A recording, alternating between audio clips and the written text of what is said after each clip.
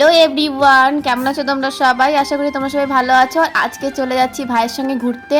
আমার ভাই গাড়ি চালানো শেখার পরে ফার্স্ট টাইম ভাইয়ের সঙ্গে ঘুরতে যাচ্ছি। তো আমরা তিনজন মিলেই চলে গিয়েছিলাম, আর গাড়িতে তেল ছিল না বেশি, তাই যাওয়ার পথে দোকান থেকে গাড়িতে তেল ভরে নিলাম, নাহলে তো গাড়ি অর্ধেক রাস্তায় দাঁড়িয়ে পড়বে আর আমাদের দুজনকে ঠেলে ঠেলে নিয়ে আসতে হবে গাড়িটাকে।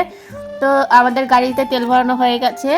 তারপর আমরা চলে যাচ্ছি ঘুরতে। ঘুরতে গেছিলাম বলতে একটু ভিডিও করতে গেছিলাম, রিলস করতে গেছিলাম। আর এই যে হচ্ছে আমাদের রিলস করার জায়গা। আর হাওয়ায় এসে আমার মুখটা দেখো কেমন হয়ে গেছে। তারপর আমাদের ভিডিও টিডিও করা হয়ে গেছে। তারপর কি ঘটেছে জানো আমাদের সাথে?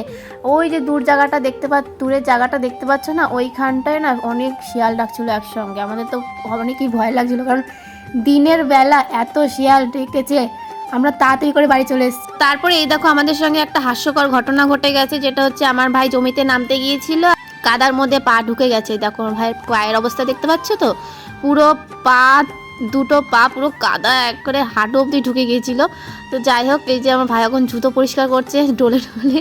এই করতে করতে আরও সন্ধ্যা হয়ে গেছিলো, যেন বাড়ি আসতে আসতে অনেক লেট হয়ে গেছিলো। আর একেতেই তো চারিদিকে শিয়াল ডাকছে।